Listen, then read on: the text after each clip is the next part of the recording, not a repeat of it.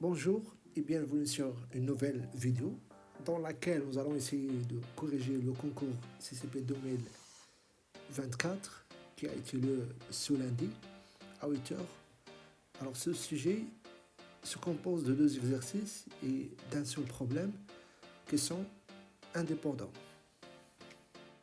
Je vais vous laisser un petit moment avec l'énoncé.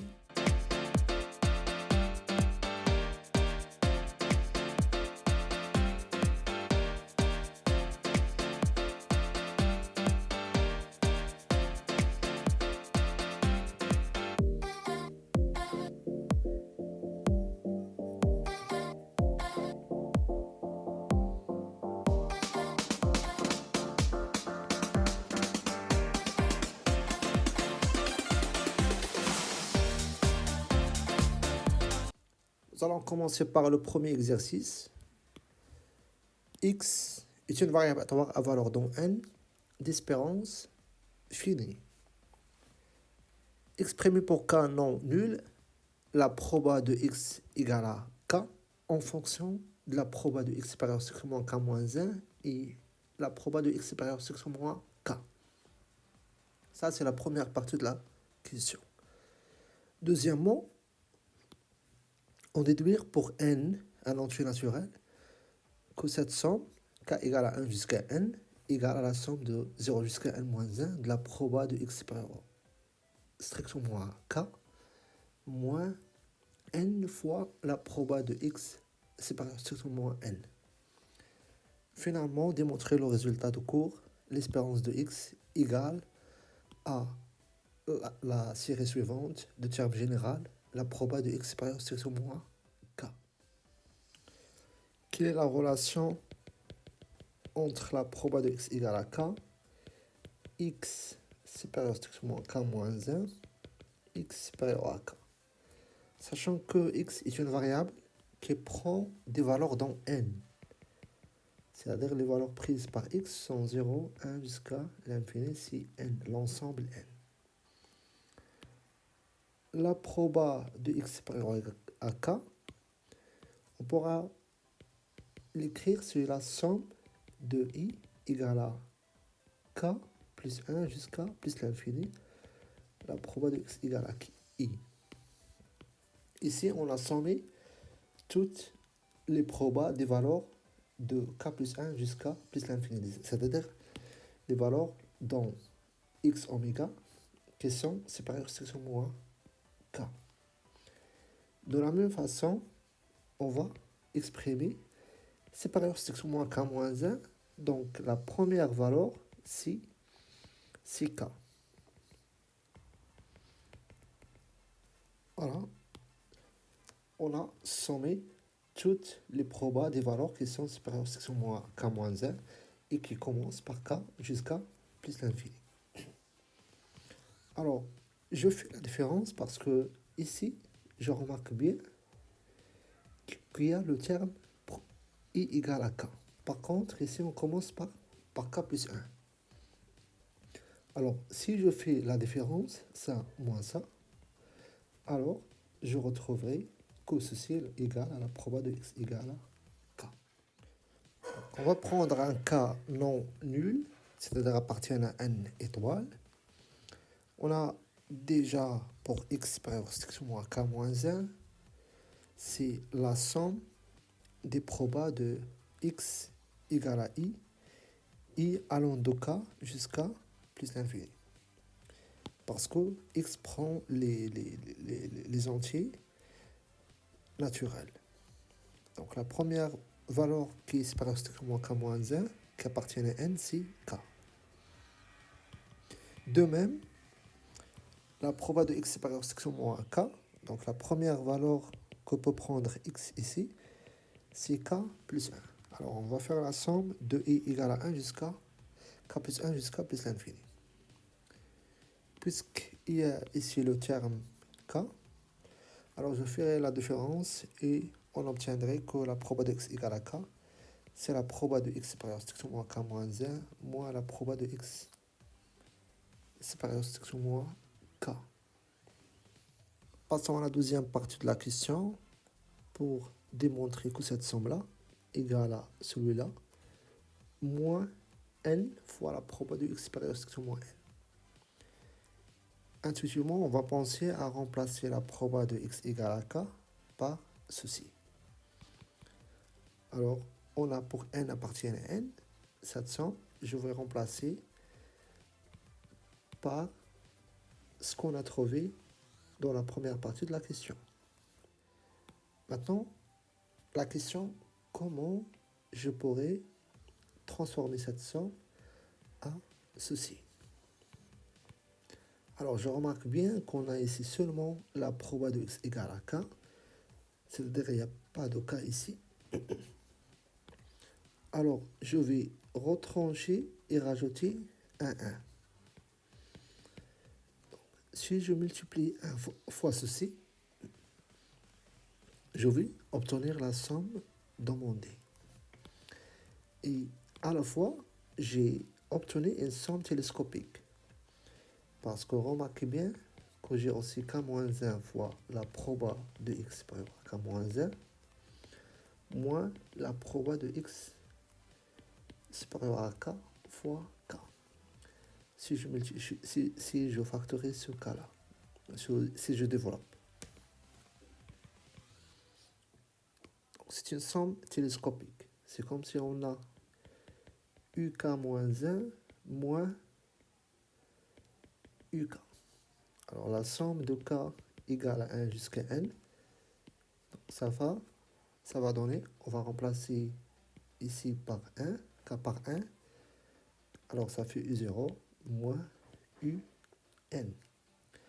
Et donc si je remplace par 1, automatiquement, je vais avoir ça 0. Donc u0 c'est 0. Et ici, il reste moins n fois la proba de x supérieur à n. Voilà, c'est ça l'idée. Il faut juste rajouter et retrancher 1.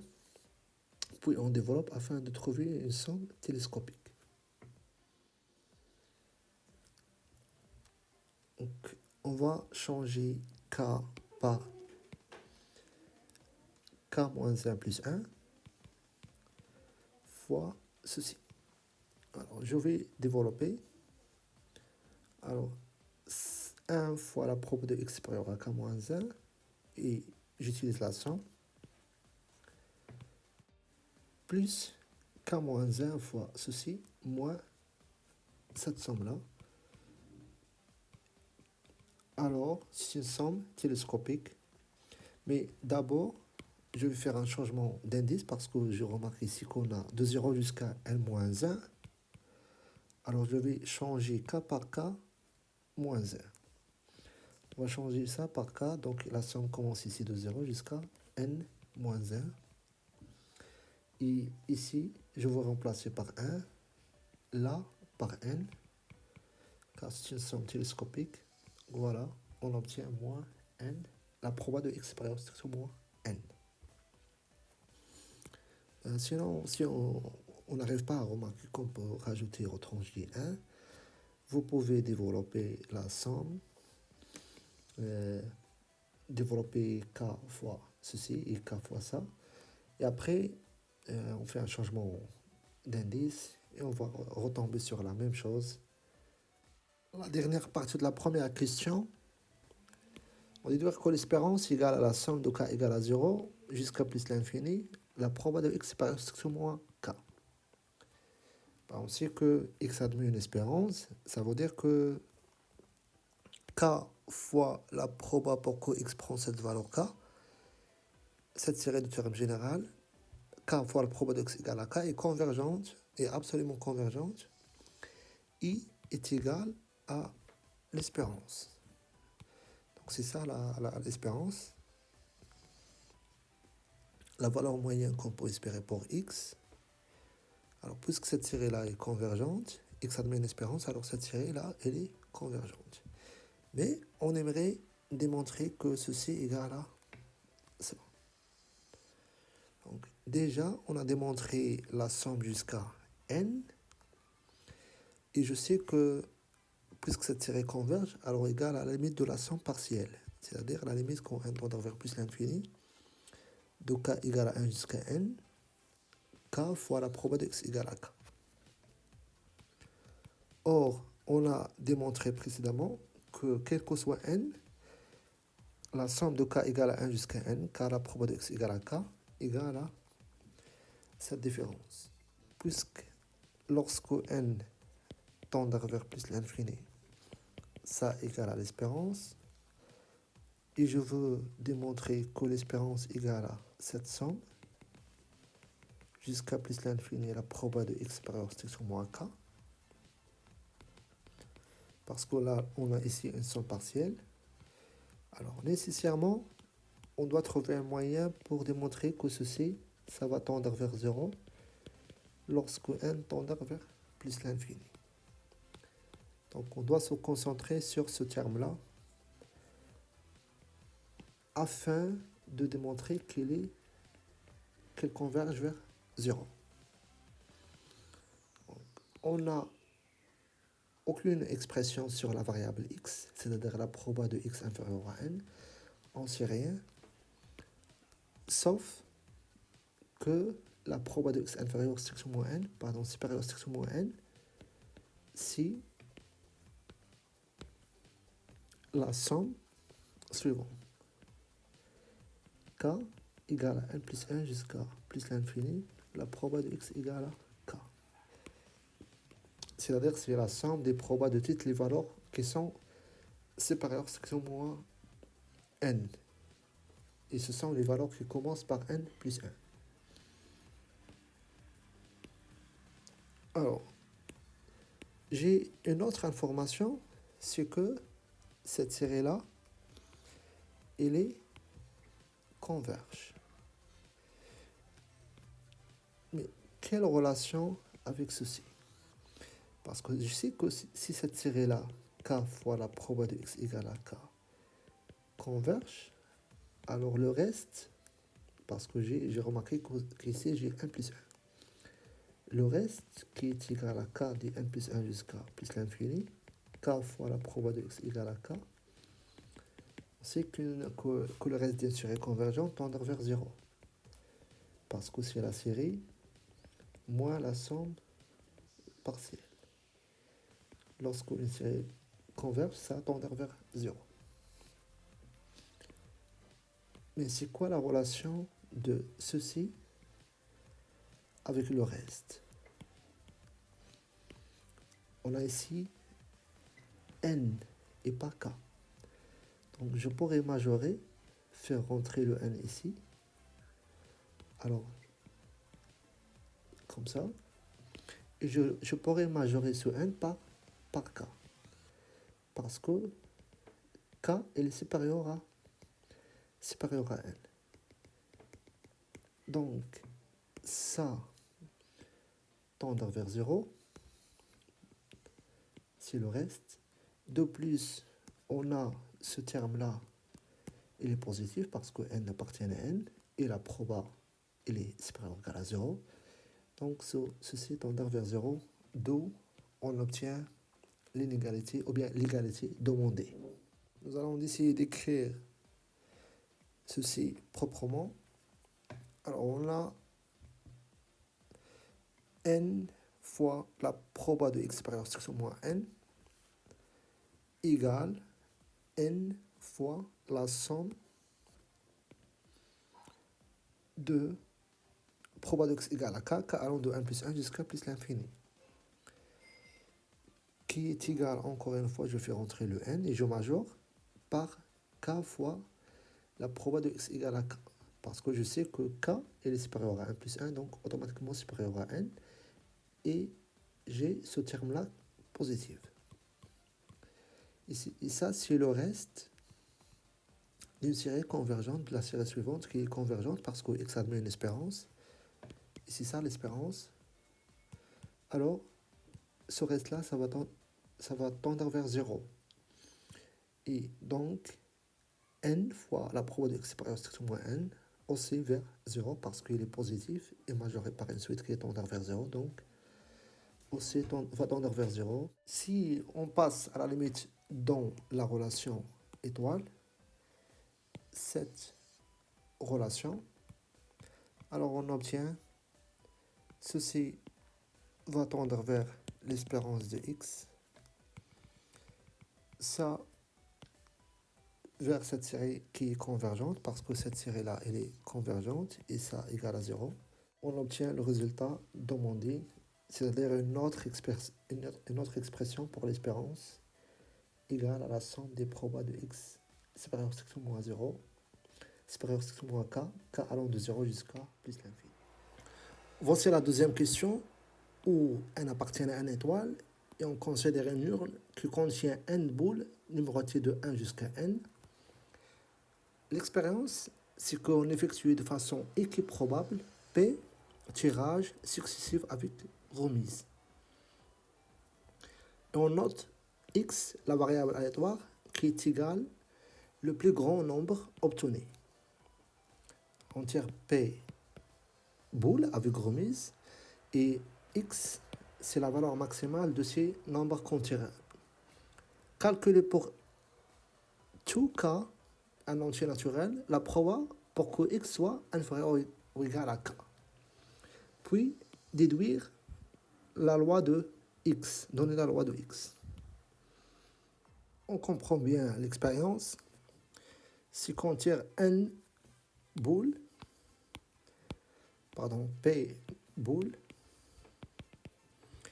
donc c'est le premier tirage, ainsi de suite, PM tirage. Alors x, on va lui associer à le max de ces nombres-là. Donc c'est une question classique. Si la valeur du premier tirage, ou bien le numéro de la première boule, ça va être de 1 jusqu'à n. Si nous pourrions la noter comme ça, n1, c'est une variable aléatoire qui prend de 1 jusqu'à n. De même, la deuxième valeur, ou bien le deuxième numéro de la deuxième boule, on va noter le variable n2. C'est une variable qui prend des valeurs de 1 jusqu'à n, parce qu'on remet les boules qu'on tire. On tire avec remise. C'est-à-dire on fait revenir la boule qu'on tire. Ainsi de suite. Jusqu'à np. La PM boule qu'on tire est représentée, le numéro de cette boule-là est représenté par la variable np. X, c'est le max. Donc on va noter x, n1, max de n1, n2, ainsi de suite jusqu'à np. Et c'est une question classique aussi pour calculer la proba de x égale à k. On ne peut pas le calculer parce qu'on n'a pas une expression explicite de max. Donc c'est pour cela on essaie seulement de calculer la proba de x inférieur ou égal à k. Donc c'est égal. Alors si tu as deux valeurs par exemple n et m, pour que le max de ces deux valeurs soit inférieur par exemple à 3, c'est équivaut n inférieur à 3 et m inférieur à 3. Parce que si j'ai le max il est inférieur à 3, alors certainement les deux sont inférieurs à 3. Réciproquement, si les deux sont inférieurs à 3, ceci implique que le max, ça va être inférieur ou égal à 3C2, le max de ces deux valeurs. Et donc, je pourrais, pour que x soit inférieur à k, c'est équivaut à ce que n1 soit inférieur à k et n2 inférieur à k, ainsi de suite, np inférieur ou égal à k. Voilà ici l'intersection. Voilà. Donc toujours lorsqu'on a le max, on essaie de calculer le max inférieur à une valeur, parce que ça va nous permettre de trouver une relation avec les variables. Ici, vous avez par exemple y égale le min de n1 jusqu'à np. Alors pour calculer la proba de y supérieure à une certaine valeur, là, dans ce cas, on cherche supérieur. Avec inférieur, on va rien obtenir. Le min il est supérieur à k, c'est équivaut à ce que tous les éléments I égale à 1 jusqu'à P soit supérieur à K. Donc ça n'a rien à voir avec la question, mais juste pour généraliser les choses. Alors, on revient à notre question. Ici, on tire avec remise. Donc, à chaque fois, les conditions sont identiques. Alors, ce qu'on va tirer dans le premier tirage ne va pas influencer sur le deuxième. Et donc, N1 et N2 sont indépendantes. De même, ce qu'on va tirer dans la troisième ou bien la quatrième tirage est indépendant sur les autres. Donc, puisque les variables sont indépendantes, alors l'intersection, il va devenir produit. La proba de 1 inférieur ou égal à K, ainsi de suite, fois la proba de 1P inférieur ou égal à K. Et pour calculer la proba de ça, donc il faut calculer toutes les valeurs prises par N1. Donc, on va écrire ici.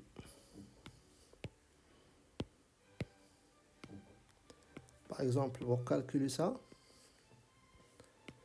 alors la proba de N1 inférieur ou égal à K, c'est la proba de N1 égale à 1 plus la proba. On va sommer toutes les valeurs jusqu'à la proba de N1 égale à K. N1, c'est le numéro de la première boule qu'on tire. Soit est égal à 1, soit 2, soit, car on a mis toutes les valeurs qui sont inférieures à K. Et ils sont de même proba parce qu'on a une seule boule qui contient le numéro 1 parmi n boules. Donc la proba sur 1 sur n plus 1 sur n, donc ça fait K sur n. Alors on trouve ça, c'est K sur n. De même, N2 inférieur à K, c'est K sur n fois K sur n. Donc, ceci égale à K sur n à la puissance P.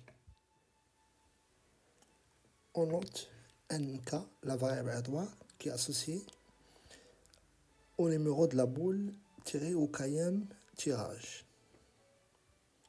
Donc, et pour K appartient à n étoile, nous allons essayer de calculer la proba de x inférieur ou égal à K. C'est équivaut à ce que le max des numéros des boules qu'on va tirer soit inférieur ou égal à K, toutes les boules. Donc ceci équivaut à ce que le max de N1 jusqu'à Np soit inférieur ou égal à K, équivaut encore une fois N1 inférieur à K, N2 inférieur à K, et jusqu'à, il faut aussi que Np soit inférieur ou égal à K. Et puisque les variables sont mutuellement indépendantes, car on tire avec remise, à chaque fois on fait revenir la boule tirée, on obtiendra les mêmes conditions dans chaque tirage. C'est pour cela qu'on a le droit de faire, ou bien de transformer cette intersection en produit. Maintenant, il reste à calculer la proba de NI, soit inférieur ou égal à K.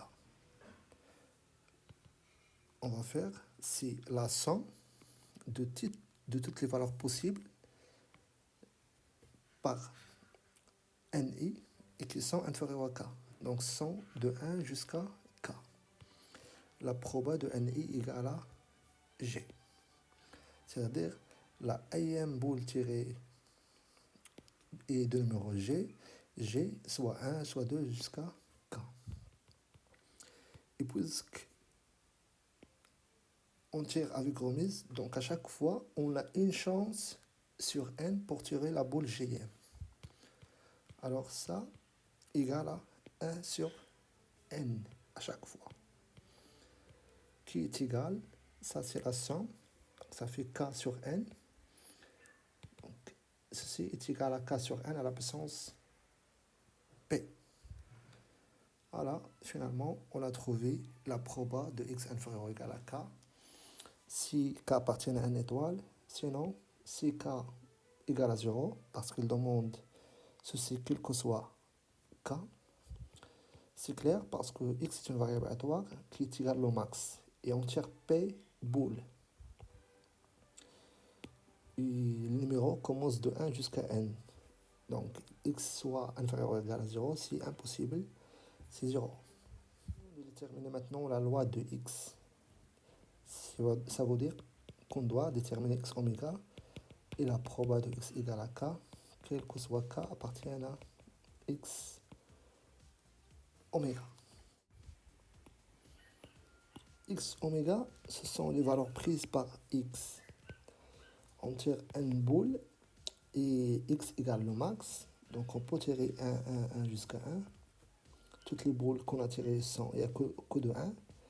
Donc la variable aléatoire va prendre 1. Ou bien elle va prendre de ainsi de suite jusqu'à n.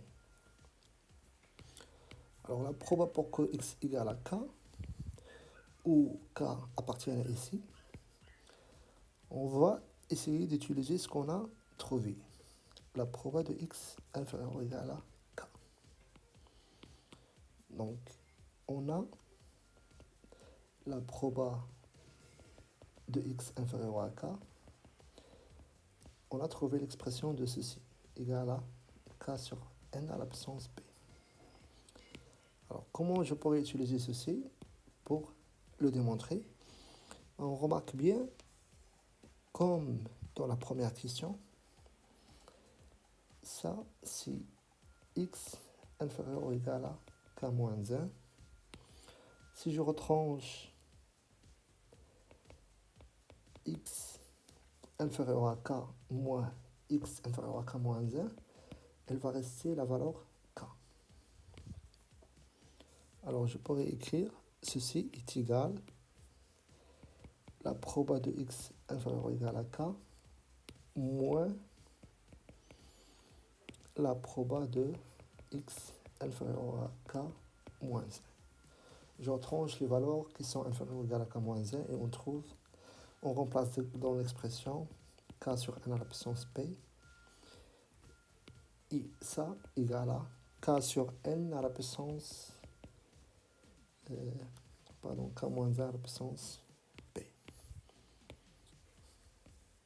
Voilà, c'est ça la formule. Donc déterminer la loi, c'est-à-dire déterminer la proba pour que x prend chaque valeur dans x oméga. La loi de x, premièrement, x oméga, c'est de 1 jusqu'à n, les valeurs prises par x. Pour le calcul de la proba de x égale à k, nous avons utilisé ce qu'on a trouvé précédemment. Si la proba de x inférieure ou égale à k, on va retrancher les valeurs qui sont inférieures ou égales à k moins 1 pour qu'il reste seulement la valeur de k. Or, on a déjà trouvé une formule pour ce genre de proba. C'est k sur p, n à la puissance p, moins k moins 1 sur n à la puissance p, qui est vrai aussi lorsque k égale à 1. Donc, on a la proba de x égale à 0. X inférieur ou égal à 0, c'est 0. Voilà. Finalement, on a déterminé la loi de x, c'est-à-dire la proba pour chaque valeur de possible pour x. Question 3. Calculer la limite lorsque n tend vers plus l'infini de 1 sur n. La somme de k égale à 0 jusqu'à n moins 1 de k sur 1 à la puissance p. Oui, en utilisant la question 1, déterminer un équivalent pour n au voisinage plus l'infini de l'espérance de x. 1 sur n, la somme de k égale à 0 jusqu'à n moins 1 de k sur n à la puissance p. Est-ce que cette somme-là ne vous rappelle à rien? C'est la somme de Riemann. On sait que le problème pour appliquer cette formule de cette somme, c'est de savoir identifier la fonction et aussi les bornes. Alors, qu'est-ce qu'elle dit?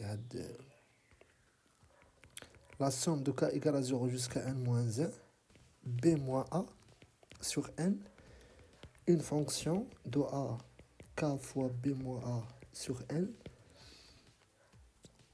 Cette suite-là tendre, lorsque n tendre vers plus l'infini, de l'intégrale de a jusqu'à b de f de x d de x.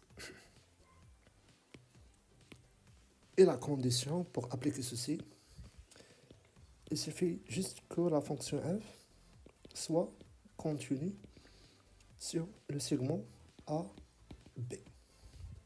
On suppose que a et b, c'est des réels. Donc, lorsque vous avez une fonction continue, alors la limite de cette suite est égale à l'intégrale de a jusqu'à b de f de x. Alors, on peut remarquer que si vous avez une fonction comme ça, ça c'est la courbe de f, alors b moins a sur n, donc c'est la subdivision. On suppose qu'on va subdiviser cet intervalle sur n parties. Alors, cette partie-là, c'est b moins a sur n. Chaque distance, c'est b moins a sur n. Ici, la valeur, c'est a plus 1 fois b moins a sur n. Ainsi de suite. Ça, c'est a plus 2 fois b moins n. 3 fois b moins a plus, on rajoute. Alors, ici, on a l'image de la fonction. On considère ce rectangle-là, cette distance égale à b moins a sur n, fois f de a plus b moins a sur n. Si on fait le produit, c'est-à-dire si on fait rentrer ceci ici, on va obtenir la surface de cet rectangle-là. Ainsi de suite. Je rajoute, ça c'est l'image de f de a, plus 2 fois b moins a sur n.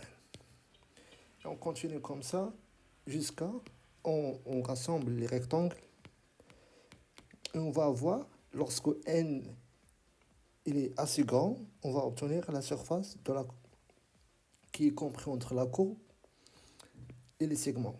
Donc, c'est-à-dire l'intégrale de a de la fonction f. Alors, la question ici, c'est quoi la fonction qu'on a dans cette somme-là? Et c'est quoi a et b?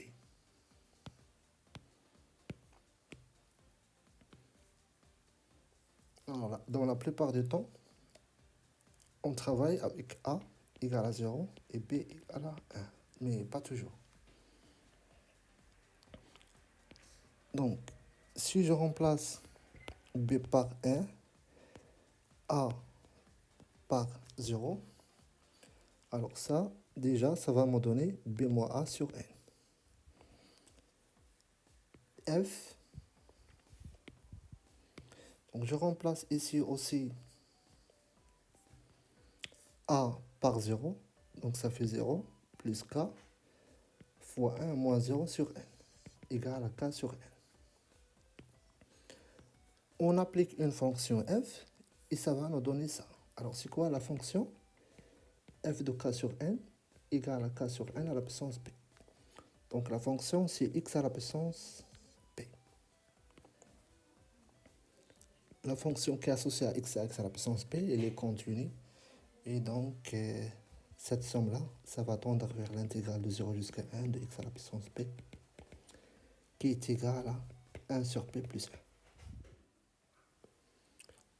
Premièrement, on a la fonction x à la puissance p, c'est une fonction polynomiale continue sur 0, 1. Alors ici, on a 1 c'est b et a c'est 0. La somme suivante est une somme de Riemann. Je pourrais l'écrire sous la forme 1 moins 0 sur n, k égale à 0 jusqu'à n moins 1, f de 0 de k fois 1 moins 0 sur n. Donc on sait que cette somme de Riemann converge vers l'intégrale de 0 jusqu'à 1 de x à la puissance p qui est égal à 1 sur p plus 1. Parce que la fonction f elle est continue. Voilà, ça d'une part. D'autre part, on va essayer de trouver un équivalent à partir de la question 1 de l'espérance de x lorsque n est assez grand. L'espérance de x, c'est la somme de chaque valeur fois sa probabilité. On sait que les valeurs prises par x, ce sont de 1 jusqu'à n. Donc c'est la somme de 1 jusqu'à n, k fois la probabilité de x égale à k. Utiliser la première question.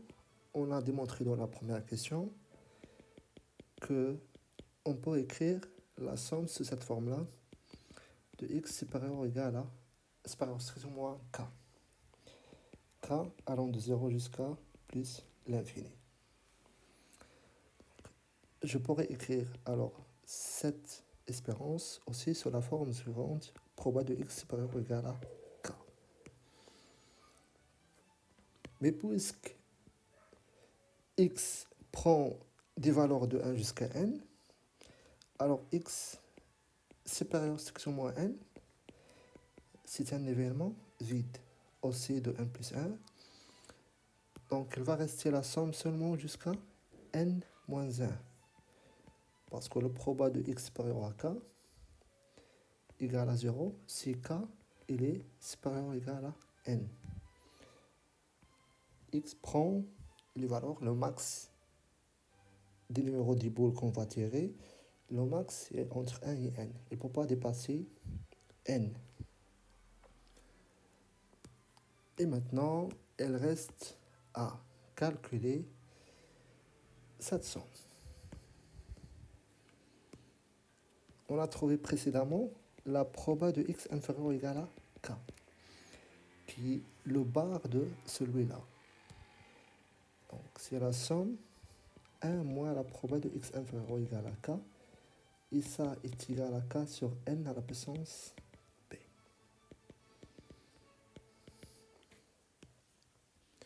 Encore une fois, on fait rentrer la somme, donc la somme de k égale à 0 jusqu'à. Ce qui est demandé, c'est trouver un équivalent de l'espérance lorsque n est assez grand. Et on a calculé la limite de cette suite-là, mais on a ici seulement la somme. Il n'y a pas de 1 sur n. Alors on va factoriser par n. N, facteur de 1 moins 1 sur n, la somme de k égale à 0 jusqu'à n moins 1. Et puisque la limite de celui-là est égale à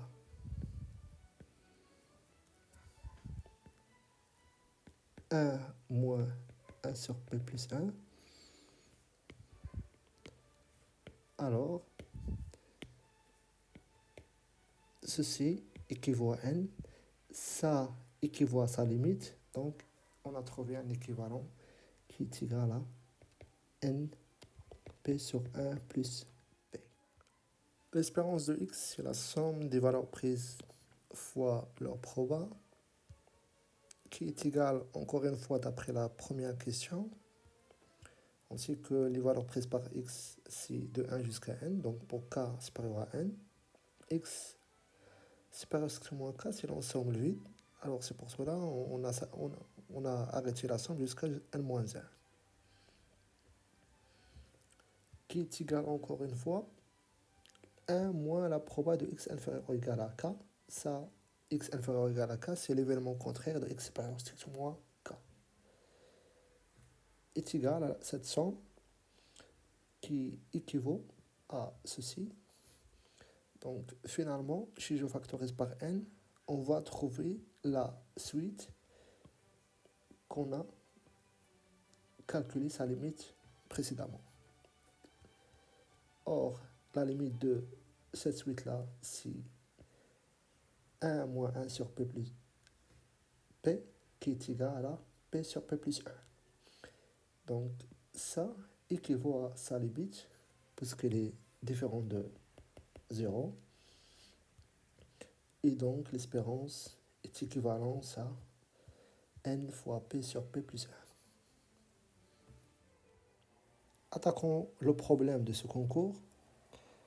Il existe de nombreuses méthodes pour déterminer la valeur de la série 1 sur n au carré. Ce problème propose deux méthodes différentes de rechercher de la valeur de cette somme. On commence par cette question. Si on admet que cette somme égale à p au carré sur 8, que vaut la somme de n égale à 1 jusqu'à plus l'infini de 1 sur n au carré? Autrement, comment nous pourrions déduire la valeur de celui-là? On le sait déjà, p au carré sur 6, à partir de cette somme. On a ici seulement les coefficients impairs. Alors, si j'arrive à séparer cette somme sur les sommes des éléments qui sont pairs, plus les éléments de k plus 1 au carré, impair, et on va avoir ici la même somme de 1 jusqu'à plus l'infini, c'est-à-dire 1 sur 4, je développe 2 au carré, donc 1 sur k au carré, k égale 1 jusqu'à plus l'infini, plus la somme de k égale à 0 jusqu'à plus l'infini de 1 sur 2k plus 1 au carré. J'ai commencé par 0 parce que pour 0 égale, on va obtenir le premier nombre impair qui est égal à 1. Il faut commencer de 1.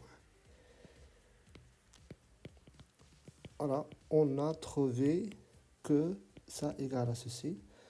Alors, et on a déjà l'expression de celui-là, c'est p au carré sur 8. Alors, je fais la différence. Donc, ça moins ça fait 3 sur 4. N supérieur égal à 1 égale à p au carré sur 8. Et voilà le résultat. C'est-à-dire que cette série égale à p au carré sur 6. Mais la question, est-ce qu'on peut toujours juste faire comme ça, séparer les sommes sur les éléments pairs et les éléments impairs? Non.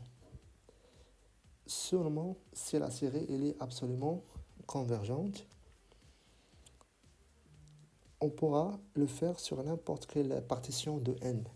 Par exemple, si vous avez I0 ou bien I1 jusqu'à IM, une partition de n, partition, ça veut dire que l'intersection est vide 2 à 2 et l'union de ces éléments égale à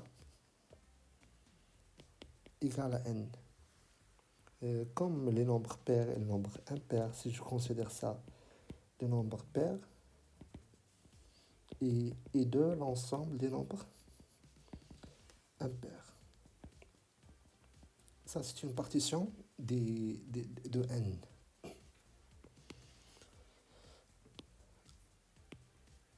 Alors, pour séparer 7, vous avez par exemple, c'est juste un exemple, de n jusqu'à plus l'infini un. Pour le séparer sur les éléments i1, c'est-à-dire il faut faire le paquet, les éléments qui appartiennent à i1, uk, les indices qui sont dans i1, plus les éléments, les indices qui sont dans i2, ainsi de suite, jusqu'à les éléments qui sont dans im. Il faut que la famille converge absolument. Ou bien, c'est-à-dire il faut que la famille soit sommable. Alors, si elle est absolument convergente, alors on a le droit de dire que ces éléments, que ces sommes-là sont convergentes. Donc, on a le droit de dire que ça converge et celui-là aussi, il est convergente. Et de plus, on peut séparer. C'est ce qu'on appelle théorème des sommes par paquet. On sépare l'ensemble sous forme des sous-ensembles. D'après Riemann, cette série elle est absolument convergente parce qu'il est positif, il converge. On a deux espaces comme moins 1. I1, l'ensemble des nombres pairs prévus de 0, et l'ensemble des nombres impairs forment une partition de n étoiles. Alors, par le théorème des sommes par paquet, on peut séparer cette somme-là sur les éléments qui appartiennent à I1, les éléments pairs et les éléments impairs. Et donc, ici, on a 2 au carré. Je pourrais factoriser par 1 sur 4.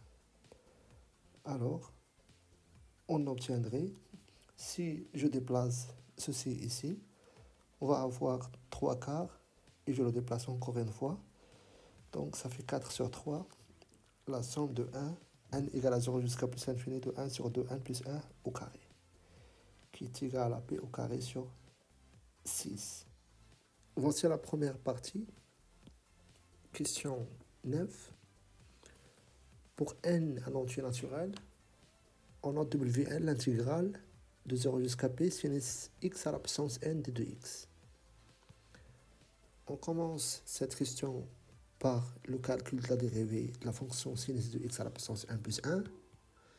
Puis, on trouve une relation entre w de 1 plus 2 et wn. Finalement, on déduit pour tout n, w de 2n plus 1 égale à 2 à la puissance de n fois n factoriel au carré sur 2n plus 1 factoriel. Pour la première partie de la question, on a une fonction qui est dérivable sur R, produit des fonctions dérivables sinusoïdes classées 1 sur R, et la dérivée de cette fonction, c'est 1 plus 1 fois la dérivée de sinus, qui est égale à cosinus, fois sinus à la puissance 1 plus 1 moins 1, c'est-à-dire sinus à la puissance n de x. Maintenant, on va essayer de trouver une relation entre w 1 plus 2, qui est égal à cette intégrale-là. Au lieu de n, on aura ici 1 plus 2 et wn. Alors, ils ont demandé déjà de calculer la dérivée de sinus à la puissance 1 plus 1. Donc, automatiquement, on va penser à l'utiliser ici. C'est pour ça on va séparer sinus de n plus 2 en sinus x et fois sinus n plus 1. On va utiliser une intégration par partie, effectuer une intégration par partie, en posant u, c'est ça, et v' est égal à sinus x. Alors, w1 plus 2 égale u fois v, entre crochets, c'est-à-dire primitive de u, de v', c'est moins cosinus, et dérivé, et v c'est u, et u c'est exactement sinus à la puissance 1 plus 1. Moins u', la dérivée de ça, on l'a déjà calculé ici, fois primitive de v, qui est égal à moins cosinus de x. Donc avec moins de l'intégration par partie devient plus. Voilà. Si je remplace ici par p sur 2, ça fait cosinus p sur 2, ça fait 0. Moins, si je remplace x par 0 dans sinus, on va avoir aussi 0. Donc cette quantité-là est égale à 0. Après, je remplace cosinus au carré par 1 moins sinus au carré. Ici, on revient à notre formule de Wn. Donc 1 fois sinus à la puissance n, ça va nous donner Wn.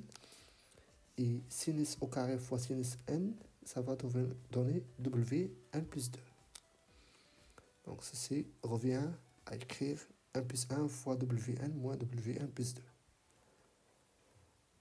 Conclusion, on a trouvé finalement que W1 plus 2 égale à 1 plus 1 sur 1 plus 2 fois Wn. Il suffit juste de déplacer Wn plus 1 dans l'autre côté, fois 1 plus 1, et on va trouver ça facilement. Il reste à trouver la forme explicite de Wn plus 2. Wn, W de 2n plus 1. Quel que soit n appartient à n. On va le démontrer par récurrence pour n égale à 0. La propriété est juste parce que 0 factoriel c'est 1 et 1 factoriel c'est 1. Et la valeur de W1, c'est-à-dire W0, 2 fois 0 plus 1, c'est W1. Primitif de sinus, c'est moins cosinus. Si je remplace par pi sur 2, ça fait 0. Moins cosinus 0, c'est-à-dire 1. Donc la relation est juste pour n égale à 0. Voilà supposer qu'elle est vraie pour un certain n. Et nous allons essayer de le démontrer pour 2w de 2 fois 1 plus 1 plus 1. C'est-à-dire w1 plus 3. Donc, je pourrais l'écrire pour utiliser la forme de référence qu'on a trouvée précédemment, ici. Alors on va considérer, c'est ça notre n plus 2. Donc on va appliquer la forme qu'on a trouvée sur ça, sachant que ça c'est n. On obtient 2n plus 1 plus 1 sur 2n plus 1 plus 2 fois w de 2n plus 1. D'après la relation de référence qu'on a trouvée. Je remplace par l'expression de w1 plus 1 qu'on a supposée ici.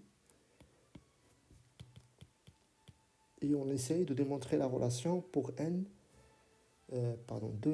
plus 3. Donc on doit avoir ici 2n plus 3 factoriel. Alors qu'est-ce qu'il manque pour le faire? Il manque le terme de n plus 2 en bas. Et aussi en haut, il nous manque n plus 1. Parce que ça, je pourrais le factoriser ici, n plus 1. Mais il nous manque encore une fois 2 fois n plus 1. Alors ce que je fais, je vais multiplier en bas et en haut par 2n plus 2, 2n plus 2. Et donc, ceci est égal à 2n plus 3 factoriel. Et en haut, si je factorise par 2, ça fait 2 au carré. Donc, 2 à la puissance 2 fois 1 plus 1. 1 plus 1 factoriel fois 1 plus 1. Donc, ça fait 1 plus 1 factoriel au carré. Conclusion, quel que soit n appartient à n, w de 1 plus 1 est égal à la forme demandée. Dans la question 10, il demande de déterminer sur l'intervalle moins 1, 1 le développement entière des fonctions 1 sur racine de 1 moins x au carré et l'arc sinus de x. Ici, on a la fonction 1 sur racine de 1 moins x au carré. Je sais que l'arc sinus, c'est une primitive de 1 sur racine de 1 moins x au carré. Donc, si on arrive à trouver le développement en série entière de 1 sur racine de 1 moins x au carré, on va juste primitiver ce développement-là afin de trouver l'arc sinus, le développement de l'arc sinus sur le domaine de convergence. Alors, cette fonction-là, on peut l'écrire sous cette forme 1 plus x à la puissance alpha. Alors, 1, donc ça fait 1 moins x au carré à la puissance moins 1 sur 2. C'est ça notre fonction. Notre alpha, c'est moins 1 sur 2. On va remplacer ici 1 moins plus moins x au carré. On va remplacer x par ceci. Donc, c'est ça le développement en série entière de 1 plus x à la puissance alpha sur moins 1 1. Le domaine de convergence, c'est moins 1. Le domaine de convergence, c'est moins 1, 1. Pour x dans moins 1, 1, on pourra écrire ceci sur la forme 1 de moins x à la puissance moins 1 sur 2. Donc, on va remplacer ici alpha par moins 1 sur 2 et x par moins x au carré. Alors on obtiendrait 1 plus la somme de n égale à 1 jusqu'à plus l'infini. Alpha, c'est-à-dire moins 1 sur 2, moins 1 sur 2 fois moins 1, ainsi de suite jusqu'à moins 1 sur 2, moins n plus 1. Moins x au carré à la puissance n sur n factoriel. Donc, si vous oubliez ça, c'est juste la dérivée nème de ceci. F nème appliqué à 0 sur n factoriel. C'est ça, ce coefficient-là, sachant que f, c'est f de x égale à 1 plus x à la puissance alpha. Alors, on continue. Comment nous pourrions simplifier ces calculs? Alors, je pourrais d'abord factoriser par 1 sur 2 et moins 1. Donc, on va avoir moins 1 à la puissance n sur 2 à la puissance n. Il reste, ça c'est 3. Donc, 1 fois 3 fois 5 jusqu'à 2n moins 1. Je remarque bien qu'on a ici seulement les nombres impairs. Je pourrais simplifier ce moins 1 à la puissance n. Avec ce moins 1 à la puissance n, on aura 1. Donc ceci. Et pour encore une fois simplifier cette expression, je vais multiplier par les nombres pairs manquants pour avoir 2n factoriel. Donc je vais multiplier par 2 en haut et en bas, par 4, par 6, ainsi de suite jusqu'à 2n. Voilà.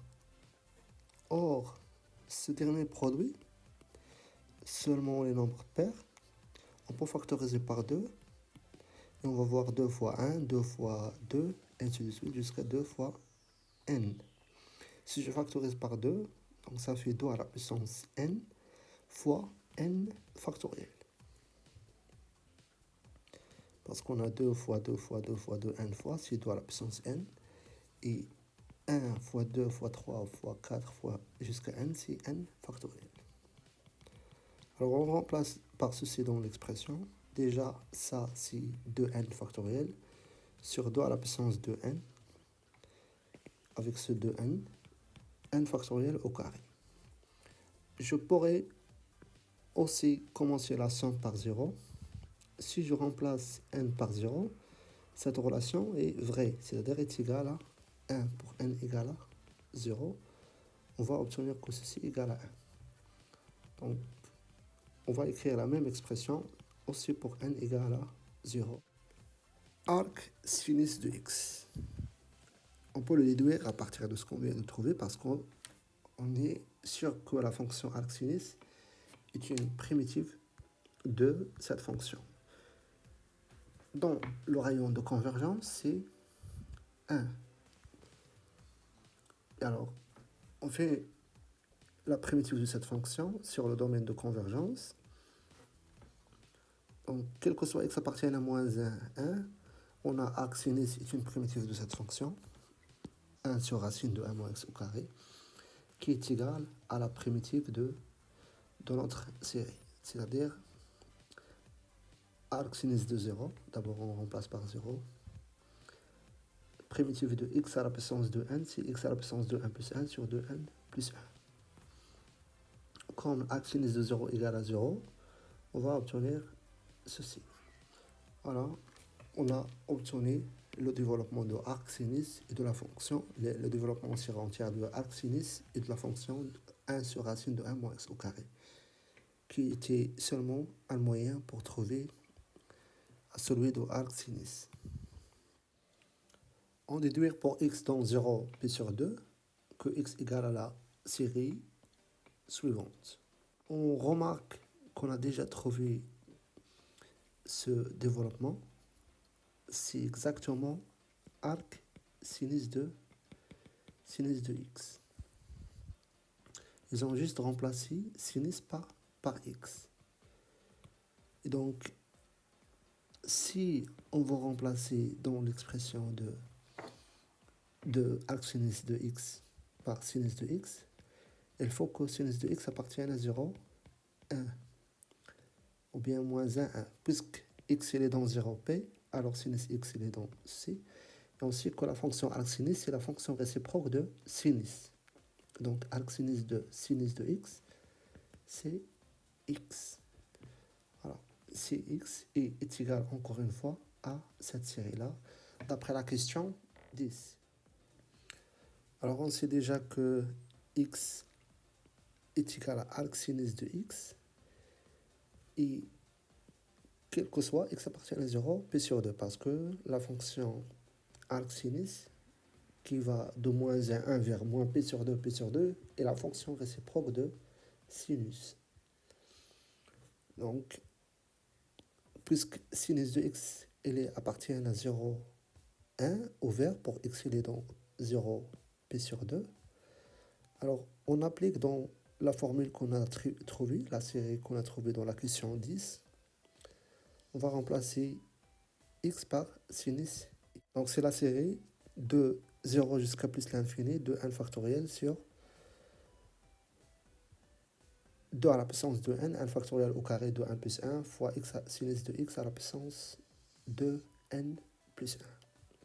D'après la question 10. Voilà le résultat demandé. Voici la question 12. Justifie qu'on peut permettre cette intégrale avec cette série pour qu'elle devienne la série de n égale à 0 jusqu'à plus l'infini, l'intégrale de 0 jusqu'à p sur 2 de n factoriel sur fois sinus x à la puissance de n plus 1 d de x. Alors, on sait déjà les conditions pour permettre une intégrale avec une série. Il faut que d'abord les fonctions hk soient continues par morceau, au moins sur l'intervalle ou bien le segment ou bien sur l'intervalle AB. Il faut aussi qu'elles soient intégrables sur AB. De plus, la deuxième condition, ça c'est la première condition, les HK doivent être continus et intégrables. Et deuxièmement, il faut que la série K supérieure ou égale à 0 de l'intégrale en valeur absolue h de k d de x, il faut que cette série-là converge. Alors, dans ce cas, on a le droit de permettre cette somme avec l'intégrale pour qu'il devienne l'intégrale de a jusqu'à b, k supérieur ou égal à 0, hk de x d de x. Voilà, c'est ça ce qu'on va faire ici. Donc, on va noter cette fonction-là, hk de x, qui est bien évidemment continu sur 0, p sur 2, et intégrable, sans aucun souci. De plus, on remarque bien que déjà, on a calculé l'intégrale de sinus x à la puissance de 1 plus 1. Si on va avoir w de 2n plus 1. Donc, on va faire sortir les constantes de la puissance n factoriel au carré fois 2n plus 1 fois l'intégrale de sinus x à la puissance de 1 plus 1, c'est exactement w 1 plus 1. Qui est égal, celui-là, on rappelle que ça égale à n au carré fois 2 à la puissance de n sur 2n plus 1 factoriel. Alors, si on simplifie, n avec 2n plus 1, elle va rester 1 sur 2, n plus 1. Aussi, si on simplifie n au carré dans la puissance n, donc il reste celui-là. Alors, finalement, on obtient que cette intégrale égale à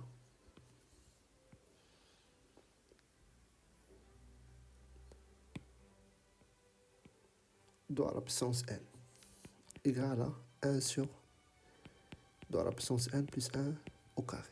C'est ça notre intégrale de hk de x. Ou bien la valeur absolue parce que sinus, elle est positive. On a x appartient à 0 pi sur 2. Donc, ça, est-ce que cette série-là, elle est convergente? C'est-à-dire, est-ce que cette série est convergente? Oui, parce que 1 sur 2n au carré, elle est équivalente à 1 sur 4 à la plus n au carré, équivaut à ce terme-là, qui est cette série-là, qui est convergente. C'est une série de Riemann, et donc on a les conditions pour pouvoir permettre la somme. Premièrement, on note h de k, la fonction qui est définie de 0 pi sur 2 vers r. C'est une fonction qui est définie, continue sur 0 pi sur 2 et intégrable. On peut la prolonger en une fonction qui est intégrable sur 0 pi sur 2. De plus, l'intégrale de la valeur absolue, la fonction sinus est positive sur 0 pi sur 2, égale à sinus de x à la puissance de 1 plus 1. C'est une intégrale, c'est l'intégrale qu'on a déjà calculée, qui est égale à w de n plus 1. On va remplacer par son expression, qui est égale à n factoriel au carré sur dans la puissance n sur 2n plus 1. Et si on simplifie 2n factoriel avec 2n plus 1, 2 à la puissance n avec 2 à la puissance n, on va trouver que ceci est égal à 1 sur 2n plus 1 au carré. On est en train de chercher les conditions pour pouvoir permettre la série avec l'intégrale. La première condition est déjà vérifiée, la fonction continue, intégrable. Et la deuxième, c'est que la série des intégrales, on a cette suite-là, est équivalente à 1 sur 4n au carré.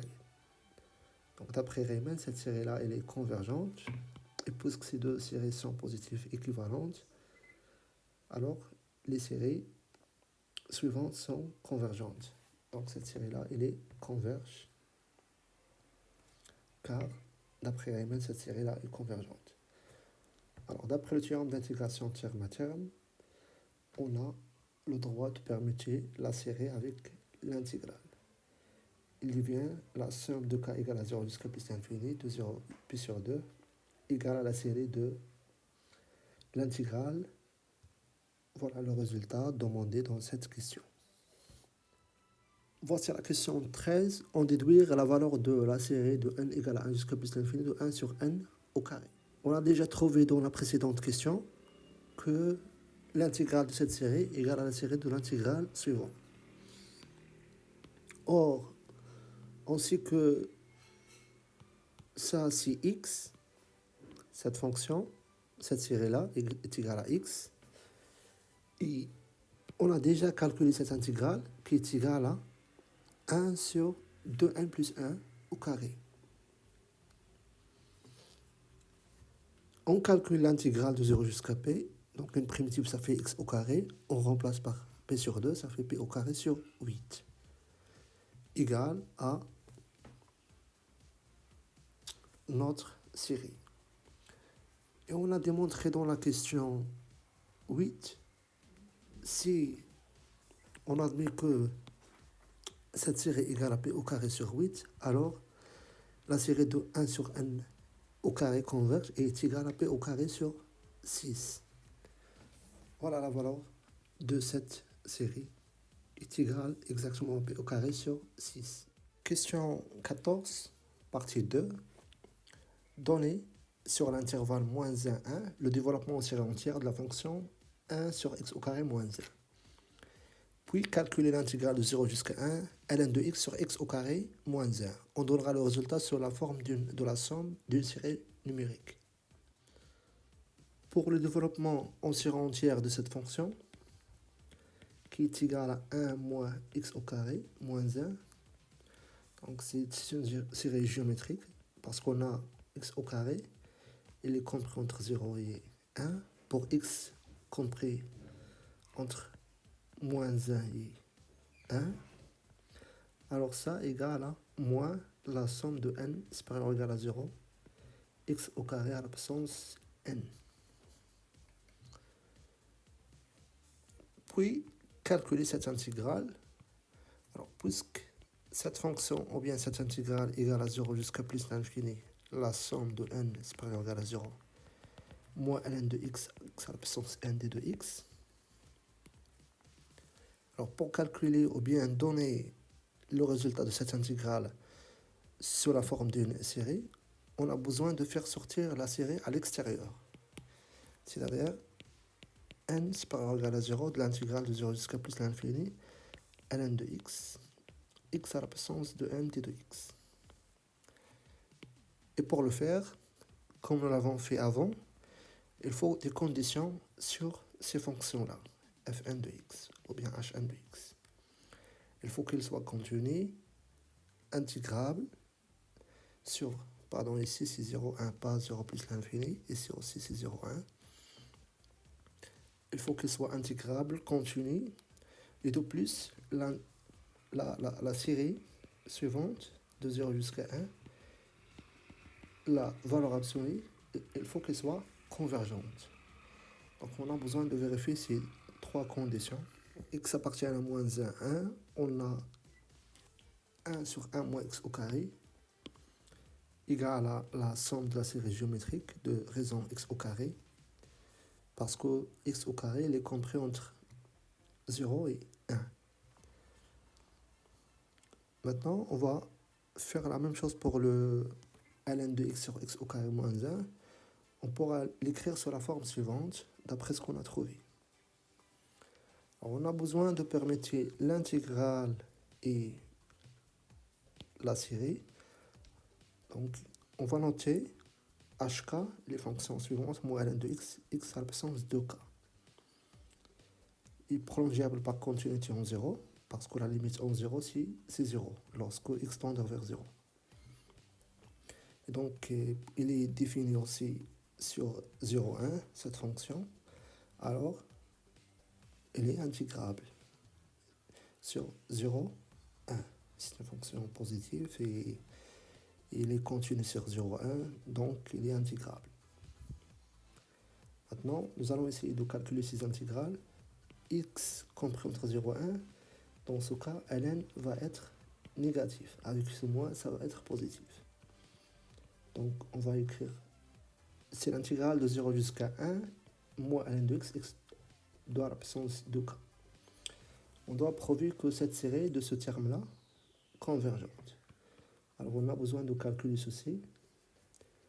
Puisqu'on a ln avec un polynôme, on va faire une intégration par partie. Donc, ça, c'est u et ça, c'est v'. Alors, on obtiendrait moins ln de x à la puissance 2k plus 1 sur 2k plus 1, t lorsque t tend vers 0, 1 moins la dérivée de ln fois la primitive de x à la puissance 2k. Voilà. Si on remplace par 1, ln de 1 c'est 0, et la limite x à la puissance 2k plus 1 fois ln, c'est 0 aussi. Donc ce crochet-là, ça va donner 0. Après, je vais simplifier. X avec x à la puissance de k plus 1. On trouve la primitive de x à la puissance de k. On obtient le résultat. Alors, cette suite-là est équivalente à 1 sur 4k au carré, qui est le terme général d'une série convergente, série de Riemann. Donc, notre série d'intégrales aussi, elle est convergente. Et alors, on a toutes les conditions pour pouvoir permettre la somme avec l'intégrale, ce qui va donner cette intégrale-là égale à la somme de k égale à 0 jusqu'à plus l'infini, 1 sur 2k plus 1 au carré. On pose pour x appartient à 0 plus l'infini, f de x égale à 0 jusqu'à plus l'infini, arc tangente de xt sur 1 plus t au carré. Démontrer que la fonction f est bien définie et continue sur l'intervalle 0 plus l'infini. Alors on va poser la fonction h de x de t à deux variables est égal à arc tangente de x de t sur 1 plus t au carré. Ici on a besoin juste d'appliquer les conditions, les trois conditions de la continuité de cette fonction par rapport à x. Alors ici on intègre par rapport à t et x. Si cette fonction-là existe, c'est-à-dire converge, donc ça va être en fonction de x. Alors pour qu'elle existe, d'abord, est-ce qu'on a le droit d'intégrer ça? Pour qu'on aura le droit de l'intégrer, il faut qu'elle soit d'abord une fonction continue par rapport à t, par morceau. Déjà, on a pour n'importe quel x fixe, cette fonction, elle est continue. Donc, elle est continue par morceau, comme quotient de deux fonctions continues. Après, pour que la fonction f soit continue, il faut que la fonction soit continue par rapport à x, pour n'importe quel t fixe. Donc, si on fixe t appartient à R+, la fonction arc tangente, elle est continue. Donc, voilà, notre fonction h est continue par rapport à x pour n'importe quel t fixe dans R+. La dernière condition, afin de vérifier la fonction, la continuité de notre fonction f, il faut dominer cette fonction par une fonction qui ne dépend pas de x et qui soit intégrable et positive et continue. Donc on a h de x de t égale à l'arc tangente. Alors je sais que l'arc tangente est compris entre moins p sur 2 et p sur 2. Donc l'arc tangente de x de t, en valeur absolue, elle est inférieure à p sur 2. Alors notre fonction phi, elle est une fonction continue, positive et intégrable sur 0 plus l'infini. Parce qu'on a un problème de convergence seulement en plus l'infini. Et cette fonction, elle est équivalente à 1 sur t au carré, au voisinage de plus l'infini, qui est intégrable sur 1 plus l'infini. Donc, d'après le théorème de continuité des intégrales à paramètres, la continuité est transformée aussi à la fonction f. Et f, elle est définie, bien définie, sur 0 plus l'infini, et aussi continue. Question 16. Établir que cette fonction f est de classe C1 sur l'intervalle 0, 1 et exprimer f' comme une intégrale. Alors on sait déjà que f de x il est défini par l'intégrale suivante, arc tangente de x de t, 1 plus t au carré d de t. Alors cette fonction est une fonction en fonction de x. On souhaite démontrer qu'il est de classe 1 sur 0, 1 au vert. Et calculer f'. Donc, la dérivée de f' égale la dérivée de cette fonction par rapport à x. On a fait rentrer la dérivée à l'intérieur de l'intégrale. Et pour le faire, le théorème de dérivation sur intégrale, ou bien le théorème de Leibniz, il y a des conditions. Alors il faut que cette fonction-là soit de classe C1 par rapport à x. Donc si on fixe t appartient à R+, il faut que cette fonction, à chaque x, associée à h de x de t, il faut qu'elle soit et C1 sur 0,1. Qui est le cas parce que l'arc tangente, il est de classe C infini sur de classe C infini ou de classe C1, seulement C1 on a besoin, sur 0,1. Deuxièmement, il faut que les fonctions soient continues par morceau par rapport à t, ce qui est déjà le cas, on l'a déjà démontré.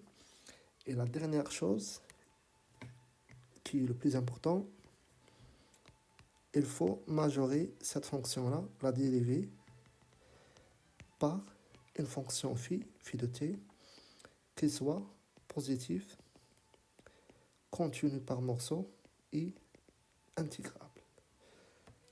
Et qui ne dépend pas de x, bien sûr. Donc si on calcule la dérivée, on va trouver que qui est égal à, on va calculer la dérivée de l'arc tangente de x de t, et on va voir, et on va essayer de majorer, donner une valeur de x afin de majorer cette expression-là. Nous allons poser encore une fois h de x, c'est cette fonction pour tout x appartient à R+.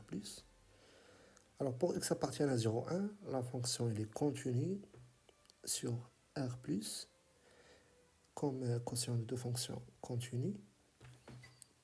Maintenant, on va parler sur la fonction par rapport à x. Il faut qu'elle soit de classe C1 pour tout t appartient à R+. Elle est de classe C1 sur 0, 1, et de plus la dérivée par rapport à x égale à t sur x, 1 plus x au carré. Si on dérive l'arc tangente, c'est ça la dérivée. Donc la dérivée de x fois t' par rapport à x, ça fait t sur 1 plus x t au carré. Voilà, fois 1 sur 1 plus t au carré, c'est une constante par rapport à x.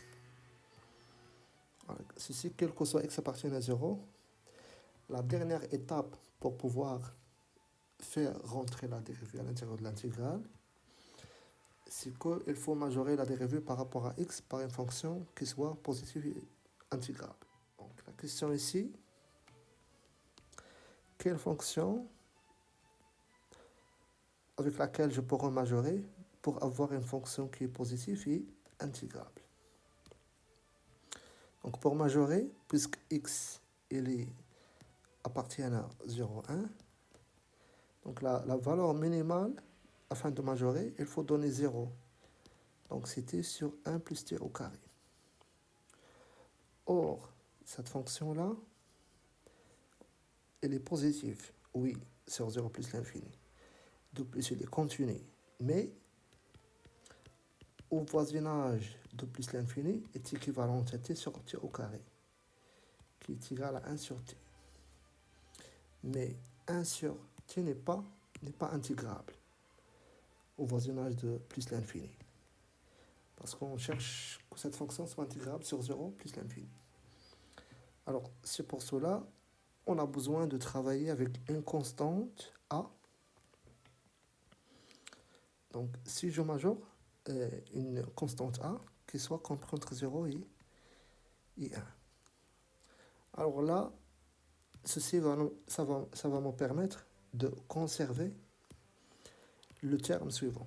Donc, si je vais majorer, donc on va minorer x par a. Alors, on va obtenir a au carré fois t à la puissance 2. Cette fonction-là, au voisinage de plus l'infini, elle est équivalente à 1 sur a au carré t à la puissance 3. Ça équivaut à 1 sur t au carré, et ça, 1 sur a fois t au carré. Cette fonction, elle est intégrable sur 1 plus l'infini. Voilà, de plus cette fonction, elle est continue sur 0,1, il n'y a pas de problème. Donc, elle est intégrable sur 0,1 et intégrable sur 1 plus l'infini. Et voilà, on va trouver une fonction qui vérifie ceci. Alors, on va appliquer le théorème sur A1, mais ceci, quelle que soit la fonction, ça va être de classe C1, quel que soit A compris entre 0 et 1. Donc, ceci implique qu'il est vrai aussi sur 0, sur 0, 1. Alors, on va prendre un A compris entre 0 et 1. Et pour x appartient à A1 et t appartient à R+, on a cette fonction, elle est positive. Je vais majorer, donner la valeur minimale pour x, c'est A. Donc, afin de majorer, cette fonction-là, on va l'appeler la fonction phi, qui est continue, positive, et est équivalente au voisinage de plus l'infini de A1 sur A au carré plus t fois t à la puissance 3. Alors cette fonction elle est intégrable sur R+, parce que tout simplement, elle est continue sur 0,1, donc intégrable sur 0,1. On a aussi est équivalent à 1 sur a t à la puissance 3. Alors, elle est intégrable parce que, d'après Riemann, cette fonction elle est intégrable. Par le théorème de dérivation de Leibniz, on a le droit de permettre la dérivée avec l'intégrale et de déduire que la fonction f est de classe 1 sur a1. De plus, la dérivée de f égale l'intégrale 0 jusqu'à plus l'infini de la dérivée partielle de h par rapport à x. Et ceci étant vrai pour n'importe quel a appartient à 0,1, on déduit que notre fonction elle est de classe C1 sur 0,1 et f' égale à la dérivée de notre fonction par rapport à x. C'est-à-dire égale à cette intégrale comme il est demandé dans la question. Question 17, réduire au même dénominateur l'expression t sur 1 plus t au carré moins x au carré t sur 1 plus t au carré x au carré. Et on déduire pour n'importe quel x compris entre 0 et 1 l'expression de f' de x qui est égale à ln de x sur x au carré moins 1.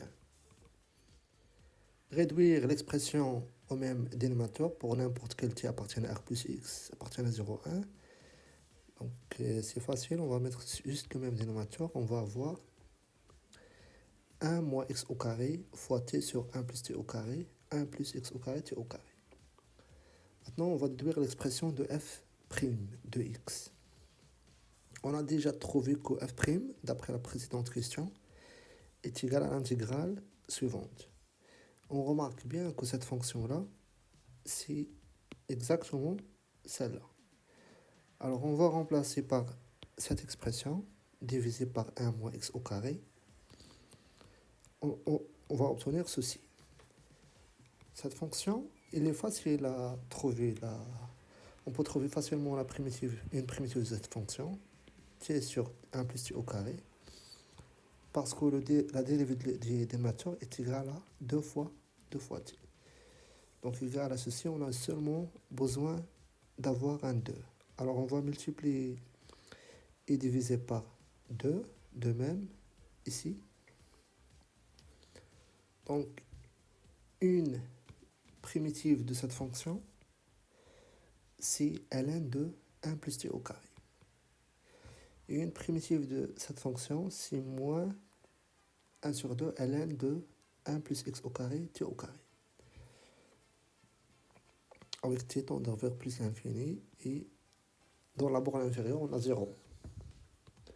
On va remplacer par les bornes. Si je remplace par 0, c'est 0. Et avant, je vais factoriser par 2. On va factoriser par ce 2.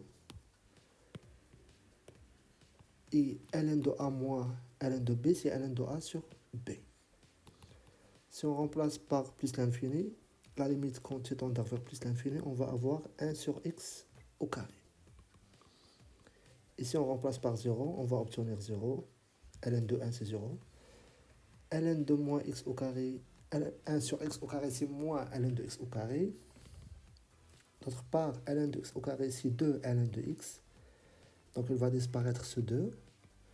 Et finalement, on a trouvé que f' de x égale à ln de x sur x au carré moins 1, quel que soit x compris entre 0 et 1. La dernière question dans cette épreuve, calculer l'image de 1 par la fonction f, puis en déduire la valeur de la série 1 sur n au carré. Pour le calcul de l'image de 1, on va remplacer juste dans l'intégrale. Mais est-ce que maintenant on peut trouver une primitive de cette fonction? Facilement. 1 sur 1 t au carré, c'est l'arc tangente prime. Et on a f' fois f. Une primitive de cette fonction, c'est f au carré sur 2. Voilà, on a trouvé une primitive, c'est-à-dire on a trouvé l'intégrale. On va calculer la limite, c'est p au carré sur 8, parce que la limite de l'arc tangente quand t tend vers plus l'infini, c'est p sur 2. Et l'arc tangente de 0, c'est 0. D'autre part, à quoi ça va nous servir ce f de 1? Sachant qu'on a déjà trouvé f'. Pour le calcul de 1 sur n au carré. Donc on a besoin de trouver 1 sur 2k plus 1 au carré. Pourquoi? Parce qu'on a déjà démontré que ça égale à ln de x sur x au carré moins 1. Or, ça, encore une fois, c'est f' de x. F est une primitive de f', alors c'est f de 1 moins f de 0. F de 0, c'est 0, parce que si je remplace dans l'arc tangente par 0, c'est 0, et il va rester 0, l'intégrale de 0, c'est 0.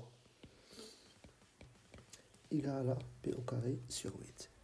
Et donc, d'après la question 8, on a démontré que si on admet que ça égale à p au carré sur 8, alors notre série égale à p au carré sur 6. D'autre part, on a l'intégrale de 0 jusqu'à 1 f' de x de x égale à f de 1 moins f de 0, qui est égal à l'intégrale de 0 jusqu'à 1 ln de x d de x. C'est ça l'expression de f'. Or, f de 1, on vient de la calculer ici p au carré sur 8, et f de 0, c'est 0. Cette intégrale est égale à p au carré sur 8 et égale à la série suivante, d'après la question 14. Donc, on déduit que cette série est égale à p au carré sur 8. Et donc, d'après la question 8, si ça égale à p au carré sur 8, on a démontré que la série 1 sur n au carré égale à p au carré sur 6. Et c'est la deuxième méthode avec laquelle on a démontré que la série suivante égale à p au carré sur 10. Exercice 2, on considère les deux équations différentielles suivantes. L'équation E, c'est x au carré fois y seconde, plus 4x y prime, 2 moins x au carré, y égale à 1. Et H, c'est l'équation homogène associée, c'est-à-dire le second membre égal à 0. On note I l'intervalle 0 plus l'infini, SI l'ensemble des solutions de cette équation, de l'équation E sur l'intervalle I. De même, SH l'ensemble des solutions de l'équation H sur I. Donnons en justifiant la dimension de l'espace SI de H. Puisque H, nous pourrions l'écrire sur la forme suivante, moins 4x y seconde plus 2 moins x au carré sur x, où les fonctions moins 4 sur x et 2 moins x au carré sur x au carré, ce sont des fonctions définies sur i, qui est 0 plus l'infini, continue. Donc, c'est une équation homogène linéaire d'ordre 2, à coefficient continu, et l'ensemble des solutions, ça va être un R espace de dimension. Question 5. Démontrer qu'il existe une unique solution f de E sur I qui est développable en série entière sur R et qui vérifie pour tout x appartient à I, f de x égale à ch de x moins 1 sur x au carré. On doit démontrer s'il y a une solution, alors cette solution est développable en série entière et est égale à ceci. Premièrement, nous allons considérer une solution développable en série entière. Donc elle va s'écrire sous la forme d'une série entière. N égale à 0 jusqu'à plus l'infini à n, x à la puissance n. Dont le rayon de convergence, on va l'entier R. Donc on a pour x compris entre moins R et R. Cette série-là, ou bien cette fonction, elle est de classe infinie sur moins R, R. Donc on peut la dériver indéfiniment deux fois. Alors pour la première dérivée, on dérive les fonctions à l'intérieur. Donc ça fait an, n, x à la puissance n moins 1. La deuxième dérivée, c'est a fois n moins 1 fois x à la puissance n moins 2. Ici, je vais multiplier dans la deuxième dérivée par x au carré. Donc, ici, on va avoir x à la puissance n. Et la première dérivée par 4x. Puis, je vais calculer 2 moins x au carré fois f de x, qui est égal à 2 fois la série. X au carré fois la série, ça fait ceci. Voilà. Après, je vais mettre le même indice. Donc, ici, on a effectué un changement d'indice, n égale à 2 jusqu'à plus l'infini. pour avoir x à la puissance n, et je vais isoler les termes ici, n égale à 0, n égale à 1, il reste la somme de 2 jusqu'à l'infini. Donc si on fait tout, alors ça fait 2 fois an moins an moins 2, x n. Je remplace par x seconde 4x 2 moins x par ces expressions. On obtiendrait 2 à 0, 6 à 1, plus cette somme fois x à la puissance n, qui est égal encore une fois la somme de 2. Si on simplifie ceci, on va avoir 1 plus 1 fois 1 plus 2. Donc on va identifier cette équation. Pour que ça soit solution, il faut que ceci égale à 1. Et donc, on va identifier 2 à 0 moins 1 plus 6 à 1x plus cette somme-là égale à 0. Identification, donc une série est égale à 0 si seulement si tous les coefficients sont nuls. Donc 2 à 1 à 0 moins 1 égale à 0, 6 à 1 égale à 0, et aussi ce coefficient-là égale à 0.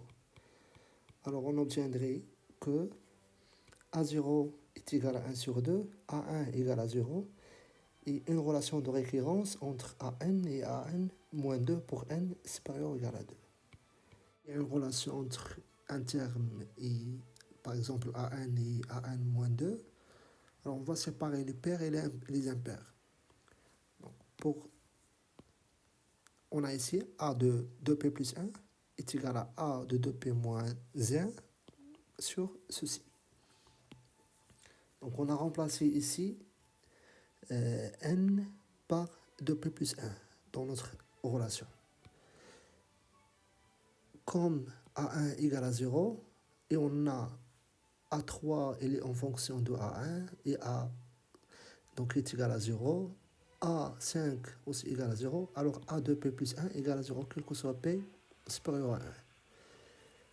Pour n égale à 2P, on obtient que A de 2P égale à A de 2P moins 2 sur 2P plus 1 fois 2P plus 1. Et on a A0 égale à 1 sur 2. Donc on va continuer ce produit-là. Donc ça pour 2P moins 2, ceci pour 2P moins 4, et ainsi de suite jusqu'à 2P moins 2P. On va avoir finalement A0 qui est égal à 1,5. Et ce produit, c'est 2P factoriel. Alors on a trouvé les coefficients. Donc la fonction, il y a seulement les coefficients pairs dans notre série entière, égale à P égale à 0 jusqu'à plus l'infini de P plus 1 2 factoriel, x à la puissance de P. Et le rayon de convergence, plus l'infini, parce que d'après D'Alembert, si on fait ça plus 1, on appelle ça UP, on calcule UP plus 1 sur UP, on va trouver que la limite est égale à 0, donc le rayon ici plus l'infini. Et par suite, ça, c'est une solution. On a essayé de faire une analyse. On a trouvé pour qu'une fonction développable en série entière soit une solution, il faut que est égal à ceci.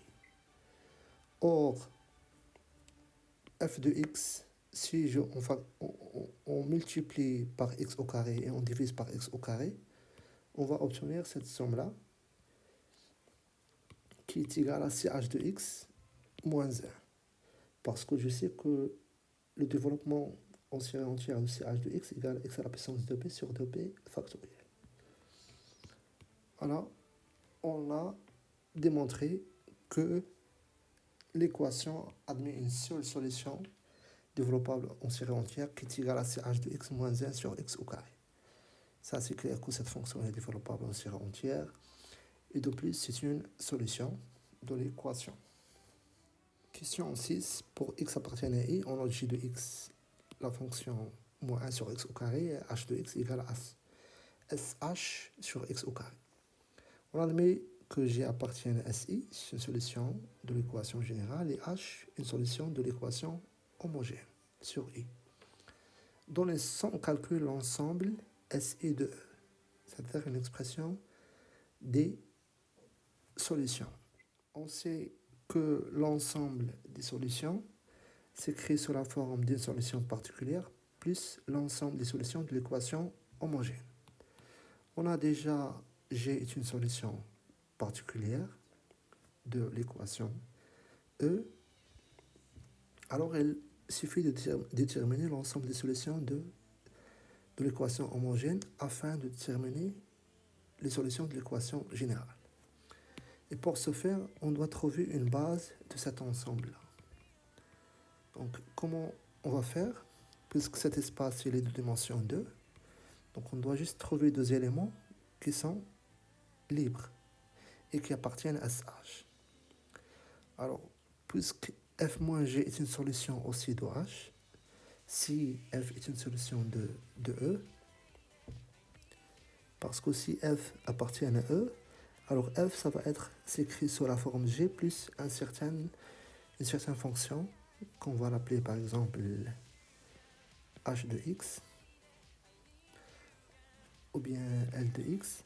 Alors si on fait la différence entre f et g, nécessairement f moins g, ça va être égal à L de x, qui est une solution de h. Voilà. Donc on a f moins g, c'est une solution de h.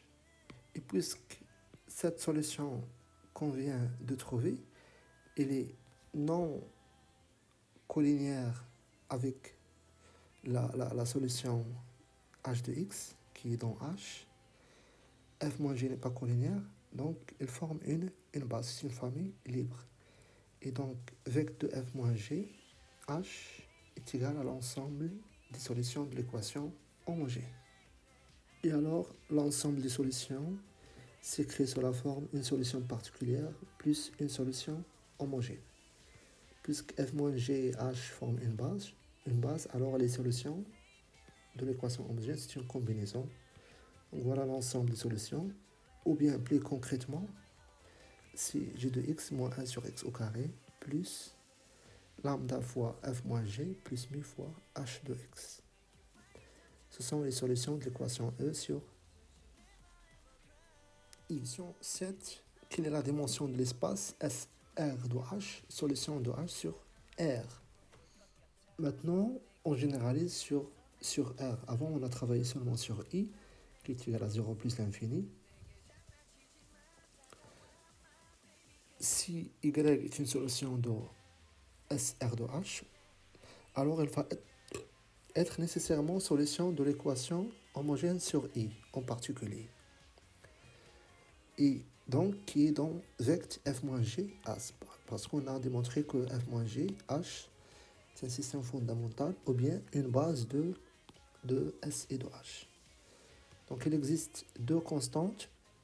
Alors y, je pourrais l'écrire lambda fois f-g plus mu fois h, quel que soit x supérieur à 0. Pour que cette fonction soit une solution, il faut qu'il soit deux fois dérivable. Et donc, on peut aussi continuer. Alors, on va faire un développement limité pour trouver est-ce qu'il y a des conditions sur lambda et mu pour assurer ces deux conditions. Donc, si on fait le développement limité d'ordre 2, de CH de x et SH de x, on obtiendrait ceci. Or, y, il est continu et dérivable. Donc, pour que y admet une limite lorsque x tend vers 0, on doit avoir que lambda est égal à mu est égal à 0. Donc, on obtient finalement que lambda égale à mu égale à 0 et la solution est identiquement nulle dans ce cas. On fait le même raisonnement sur moins l'infini 0 et on démontre que aussi la solution est nulle. Donc, cet espace contient seulement la solution nulle. Et alors, la dimension égale à 0.